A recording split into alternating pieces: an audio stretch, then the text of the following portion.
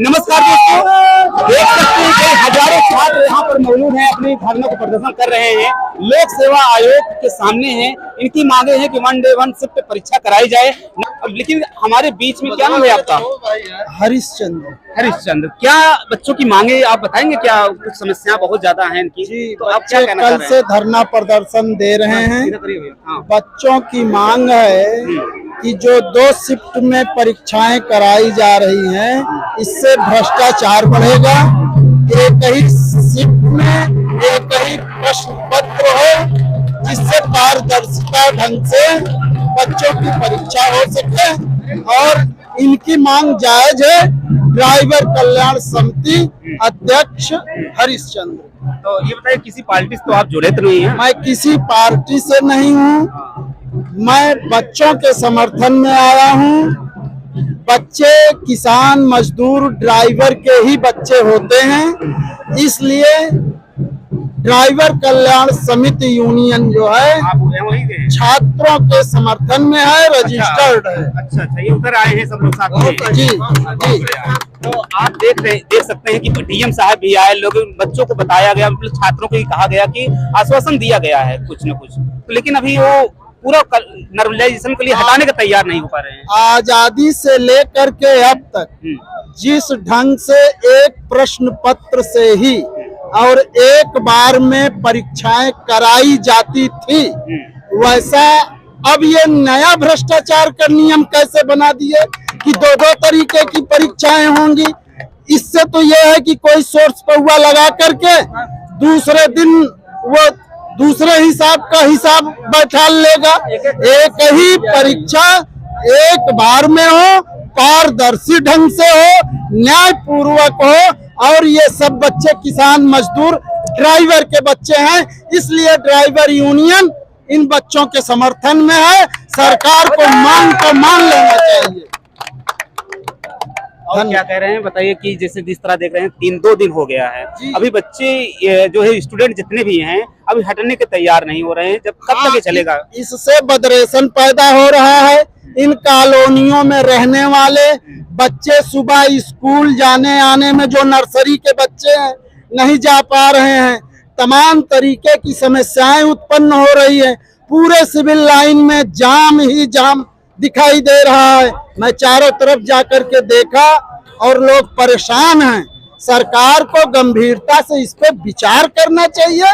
ये नई परंपरा नहीं लागू करना चाहिए मनमानी ढंग से। ये तानाशाही है, इस तानाशाही को खत्म करना चाहिए और पारदर्शी ढंग से बच्चों का एग्जाम होना चाहिए। हम इसके पक्ष में हैं। देखा जा रहा है, अभी छात्रों से हमने पूछा जो है, बता रहे हैं मैं सुप्रीम कोर्ट तक भी जाऊंगा अगर यहाँ तक फैसला नहीं सुनाया गया।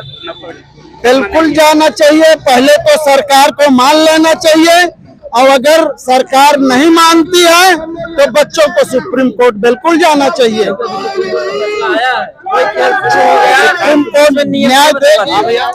अभी सुप्रीम कोर्ट का 1 हफ्ते पहले फैसला आया, जिस दिन रिटायर हो रहे थे चंद्रचूड़ जी, उस दिन आया है कि अगर कोई खेल शुरू हो गया तो बीच में नियम नहीं बदलना चाहिए। आयोग विज्ञापन जारी कर चुका है, उसके सामने परीक्षा कराने की चुनौती है, लेकिन फिर भी मनमानी ढंग से नॉर्मलाइजेशन प्रक्रिया के लिए नोटिस जारी कर दिए। और पढ़ने के समय में लड़के आ रहे हैं, सड़कों पर धरना दे रहे हैं, दिन रात एक कर दिए हैं सिर्फ धरना के लिए। हम लोग पढ़ाई के लिए सारी किताबें कापियां रख दिए हैं इस जगह पर, और कल से आज 36 घंटे हो गए अनवरत धरना चलेगा जब तक मांगे हमारी पूरी नहीं की जाती है। क्योंकि अभी तक सरकार की तरफ से कोई नहीं आया है। आयोग के सिर्फ सचिव आए हैं, वो भी अपना तुगलकी फरमान सुना के चले गए, बोल दिए जो नोटिस जारी की गई उसी के अनुसार परीक्षा होगी, आप लोग जाइए चुप मार के पढ़िए। हम लोग इसी दिन देखने के लिए और पढ़ाई करने के लिए यही दिन सड़कों पर इसीलिए पढ़ रहे थे। कल को जो आयोग के सचिव आके बोल गए, कल को यही बच्चे जाके सचिव बनेंगे, तो ये आयोग जो है हम लोगों को आतंकवादी समझ ली है। लेकिन हम लोग सिर्फ अपने हक की लड़ाई लड़ रहे हैं। हम सरकार से ही दरख्वास्त करेंगे 1 शिफ्ट में 1 एग्जाम हो, नॉर्मलाइजेशन खत्म हो, सभी के बच्चे हैं यहाँ पर, और ताकि हम लोग अपनी पढ़ाई सुचारूपूर्ण करें। वैसे ही परीक्षा लेट हो चुकी है और आगे और जाने की संभावना है। तो भैया क्या नाम है आपका? अंबिका प्रसाद है। ये बताइए, जिस तरह देखा जा रहा है 2 दिन हो गए धरना प्रदर्शन करते हुए, लड़कों की क्या पढ़ाई नुकसान नहीं हो रहा है? नुकसान क्यों नहीं हो रही है? ये किसान का बेटा है और ड्राइवर का बेटा है, और 10 बाई 10 के कमरे में अपने सपने को संवारने के लिए दिन रात मेहनत करता है और अपने सपने को लेकर और ये लगातार मेहनत करने का काम करता है। लेकिन ये सरकार संवेदनहीन हो गई है, इसको बिल्कुल समझ में नहीं आ रहा है। और अभी तो हम लोग गांधी तरीके से काम कर रहे हैं, जरूरत पड़ेगी तो हम लोग भगत सिंह और चंद्रशेखर बनने का काम करेंगे। और ये लगातार अनशन चलता रहेगा, ये धरना चलता रहेगा जब तक सरकार और ये जब तक अध्यक्ष हमारी मांगों को मांग नहीं लेते, तब तक ये कंटिन्यू चलता रहेगा। अभी देख रहे हैं कि ड्राइवर कल्याण समिति उत्तर प्रदेश के भी साथ आपके जुड़ चुके हैं, लेकिन ये जो छात्र हैं बड़ी धरना जो प्रदर्शन कर रहे हैं बड़ा शांतिप्रिय कर रहे हैं। लेकिन ये बताइए कि इनकी मांग को कब तक अगर नहीं सुना गया तो इस पे आप क्या करेंगे, क्या छात्र हैं? सबसे पहले मैं ये ड्राइवर कल्याण समिति के जो राष्ट्रीय अध्यक्ष जी हैं, इन्होंने छात्रों के हित के लिए इन्होंने समर्थन किया है। इसके लिए मैं इनको बहुत बहुत धन्यवाद देता हूं, क्योंकि इन्होंने कह रहे हैं कि जैसे कि वास्तव में एक ड्राइवर किसान मजदूर का बेटा ही यहाँ पर आकर अपने सपनों को लेकर आता है और कहीं न कहीं उनको पीड़ा है, सभी को पीड़ा है। और जैसे कि लगातार ये हम लोग ये सरकारें जो मान नहीं रही है, इसको हम लोग लगातार कंटिन्यू धरना देने का काम करेंगे और जब तक सरकारें मांगे पूरा नहीं करती तब तक हम लोग कंटिन्यू इसको आगे जारी रहेंगे, करते रहेंगे। जी। भैया बताइए कि जिस तरह देखा जाता है कि जो यूपीएससी की परीक्षा होती है, कराते हैं बच्चे, बड़ा मेहनत करके पढ़ते भी हैं। आज देखा जा रहा है 30+ भी हो जाते हैं और इनकी बड़ी गंभीरता से भी पढ़ाई भी करते हैं। अगर ये सिस्टम हो जाएगा नॉर्मलाइजेशन, तो इस पे क्या इनको और समस्या क्या सामना करना पड़ेगा? ये नई परंपरा जो सरकार बना रही है, इससे भ्रष्टाचार बढ़ेगा, बढ़ जाएगा, निश्चित बढ़ेगा, 100% बढ़ेगा। पारदर्शी ढंग से एक ही परीक्षा कराए और एक ही प्रश्न पत्र आए और बच्चों को, जो बच्चे पढ़ने में सही उतरे उनको सरकार नौकरी दे। मैं सरकार से निवेदन करता हूं और ड्राइवर कल्याण समिति, यदि छात्रों की बात सरकार नहीं मानती है तो ड्राइवर कल्याण समिति छात्रों का साथ देगी और सदा साथ देगी, इसलिए कि ड्राइवर किसान मजदूर के ही बच्चे होते हैं छात्र, और वही आकर के बैठे हुए हैं धरने पर। क्या नाम है आपका? अरुण यादव है। कब से आप धरना दे रहे हैं? कल से? धरना कल से हम लोग लगातार हैं, दिन में रात में यहाँ से जा नहीं रहे हैं, यहीं खा रहे हैं, यहीं सो रहे हैं। देख रहे हैं गला भी बैठ चुका है तो, लेकिन ये लोग सुन नहीं रहे हैं और हम लोग की मांग है और आक्रोश अभी संवैधानिक तरीके से हम लोग वो कर रहे हैं, प्लानिंग बन रहे हैं, उग्र भी हो जाएंगे सरकार अगर नहीं मानी। सरकार और लोक सेवा आयोग की से मिलीजुली है, क्योंकि सरकार जो है लोक सेवा आयोग जो अध्यक्ष है सरकार लाती है, तो दोनों सब जा रहे हैं, मिले जुले हैं। अभी कुछ कहीं कुछ हो नहीं रहा है, सरकार भी मिली है, बशर्ते अब इतना हम लोग सरकार के खिलाफ नारा खुद कोई नहीं लगा रहा है, क्योंकि मुर्दाबाद और ये सब कर नहीं रहा है। लेकिन है उन्हीं का सब चट्टे बट्टे हैं, उनके दलाल है, डीएम आते हैं, उन्हीं दलाली करते हैं, दर्शन बताते हैं। हम लोग आपसे बीच निकले हैं, लेकिन जो हम लोग मांग है 1 शिफ्ट 1 नेशन, 1 शिफ्ट में नो नॉर्मलाइजेशन, इसमें कुछ हो नहीं रहा है। इसलिए हम लोग कहना चाहेंगे जो है मत धमकाओ हम लोगों को, अदरवाइज नहीं तो हम लोग थाने पर गिरफ्तारी भी देंगे। बड़े आंदोलन का हम लोग संरचना भी रच रहे हैं, फिर इसके बाद हम लोग अनिश्चित हड़ताल। क्या नाम है आपका? राजीव। ये बताइए कि धरना कल से दे रहे हैं छात्र हैं, जो छात्र जितने हैं, तो ये बताइए अपनी मांग को अड़े हैं, तो इसमें क्या मांग है बता सकते हैं? मांग तो वही है, 1 day 1 shift exam, no normalization, छोटा सा चीज है। प्लस तीसरी चीज ये है ट्रांसपेरेंसी। इनकी जवाबदेहिता होनी चाहिए, कितने क्वेश्चन डिलीट किए, क्यों डिलीट किए, हर साल क्यों क्वेश्चन गलत होते हैं, और बच्चों को बताया जाए। फिर ये चौथी चीज ये है कि ये क्लियर नहीं करते कि 1 महीने बाद एग्जाम लेंगे कि 15 दिन बाद लेंगे। आज से 15-20 दिन पहले धरना था, इन्होंने बताया कि 7-8 तारीख को, ऐसा कुछ कोई तैयारी नहीं आयोग की तरफ से, और अचानक इन्होंने अभी जब बच्चे त्योहार पे थे तो उन्होंने 7-8 तारीख को नोटिफिकेशन दे दिया कि एग्जाम है। ये गलती है इनकी। आपने कुछ दिन पहले सुना होगा कि जजेस के एग्जाम में इन्होंने कॉपी बदल दिया था अंदर से, उसमें क्या कार्रवाई हुई, कौन जेल गया, कौन सस्पेंड बर्खास्त हुआ, कोई मतलब नहीं इनका।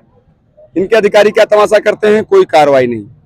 समझ रहे हैं, इनका बुलडोजर किस काम का है, बात समझिएगा।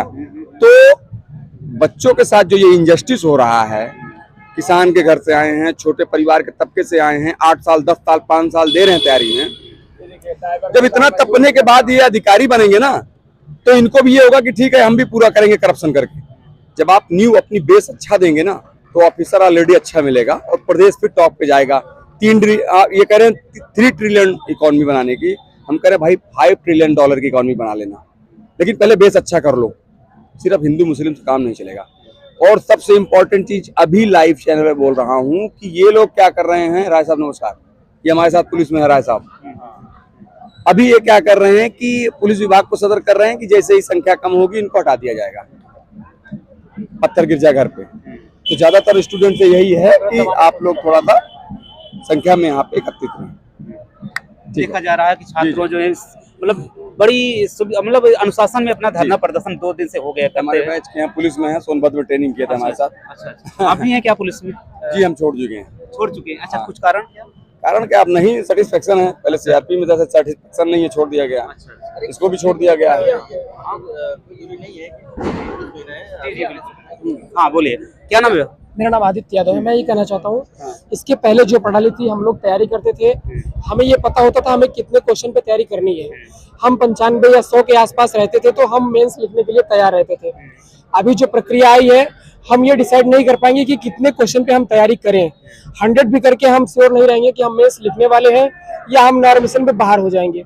यही मांग है आयोग से, संजय श्रीनेश सर से, कि आप इसको हटा दीजिए, जो पुरानी प्रक्रिया उसी पे लागू कर दीजिए। अभी डीएम सर आते हैं और कमिश्नर सर आते हैं और सचिव सब, वो सब कहते हैं कि हमारे पास सेंटर नहीं है। हम कहते हैं सर आपके पास 75 जिले हैं, ना कि 41 हैं, आप 75 में सेंटर बनाइए। पहले भी इससे अच्छी वैकेंसी हुई है, ऐसा नहीं है कि क्लियर नहीं हुई है।